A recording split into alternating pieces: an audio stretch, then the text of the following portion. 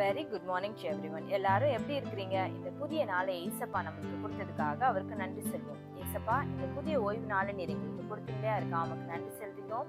இந்த நாள் முழுவதும் எங்களுடைய கருத்துக்களாக ஒப்பு கொடுக்கிறோம். இந்த நாளின் ஆராதனையில நாங்க கலந்து கொள்ள நீர் எங்களுக்கு கிருபை செய்யுங்க. நீங்க எங்களுக்கு என்ன சொல்ல சித்தமா இருக்கிறீரோ அதை நாங்கள் செய்தி மூலமாக நாங்கள் கேட்டு தெரிந்து கொள்ள நீர் எங்களுக்கு கிருபை செய்யுங்க. எங்களை முழுமையாக உடைய கருத்துக்களாக திரும்பவும் ஒப்பு கொடுக்கிறோம். நாங்கள் போகையிலும் வருகையிலும் இந்த பிரச்சனை எங்களோடு கூட இருக்கிறோம். ஆமென். இன்னைக்கு வாசிக்க போற சங்கீதம் 23. கர்த்தர் என் மேய்ப்பராய் இருக்கிறார், நான் தாழ்ச்சி அடையேன். அவர் என்னை புல்லுள்ள இடங்களில் வைத்து அமர்ந்த தண்ணீர்கள் அண்டையில் என்னை கொண்டு போய் விடுகிறார்.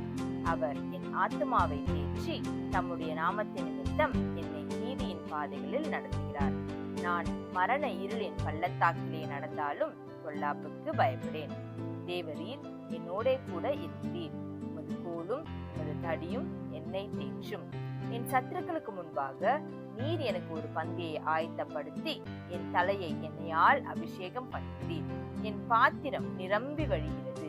என் ஜீவனுள்ள நாளெல்லாம் நன்மையும் கிருபையும் என்னை தொடரும். நான் கர்த்தருடைய வீட்டிலே நீடித்த நாட்களாய் நிலைத்திருப்பேன். ஆமென்.